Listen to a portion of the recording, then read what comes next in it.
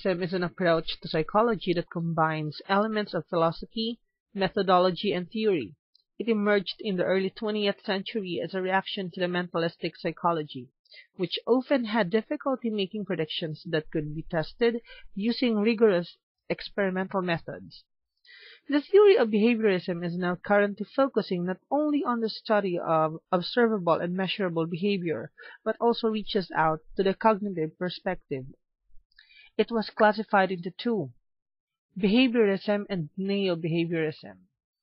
Let us now define these very important terms. First, behaviorism. When we say behaviorism, it emphasizes that behavior is mostly learned through conditioning and reinforcement. It does not give much attention to the mind. While when we say neo-behaviorism, it is a combination of behaviorism and cognitive perspective. There are 6 important names behind the learning theory.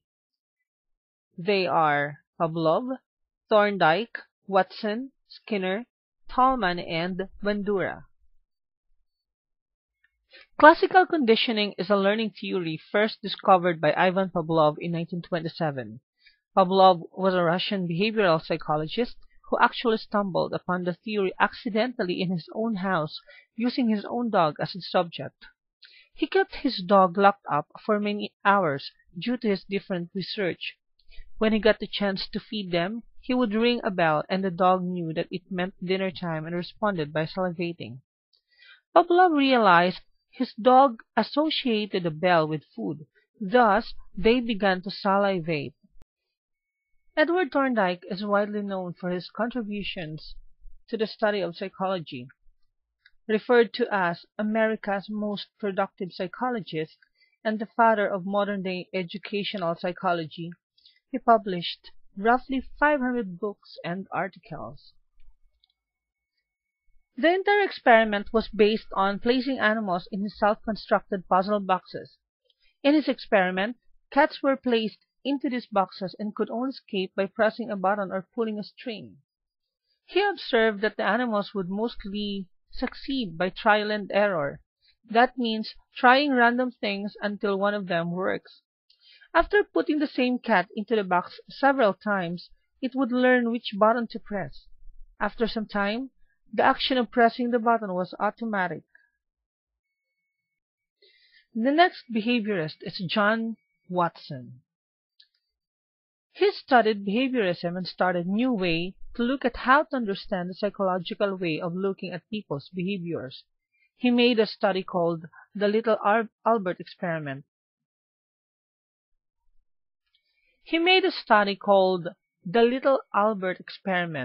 Where he took a little boy and a rat.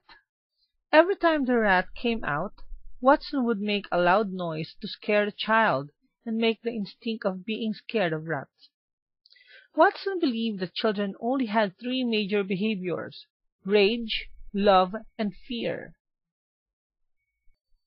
Skinner believed that we do have such a thing as a mind, but that is simply more productive to study observable behavior rather than internal mental events. Skinner believed that the best way to understand behavior is to look at the cause of an action and its consequences. Skinner's theory is based on the idea that learning is a function of change in overt behavior. Skinner's theory is known as operant conditioning. Operant conditioning is distinct in that the organism can emit responses instead of eliciting a response due to an external stimulus. Skinner is regarded as the father of operant conditioning, but his work was based on Thorndike's law of effect. Skinner introduced a new term into the law of effect: reinforcement. Behavior which is reinforced tends to be repeated or strengthened. Behavior which is not reinforced tends to die out or be extinguished. Tolman's theorizing has been called purposive behaviorism and is often considered a bridge between behaviorism and cognitive theory. Tolman believed that learning is a cognitive process. Learning involves forming beliefs and obtaining knowledge about the environment and the revealing that knowledge through purposeful and goal-directed behavior. Psychologist Albert Bandura proposed what is known as social learning theory. According to this theory of child development, children learn new behaviors from observing other people. Unlike behavioral theories, Bandura believed that external reinforcement was not the only way that people learn new things. Instead, intrinsic reinforcements such as a sense of pride, satisfaction, and accomplishment could also lead to learning.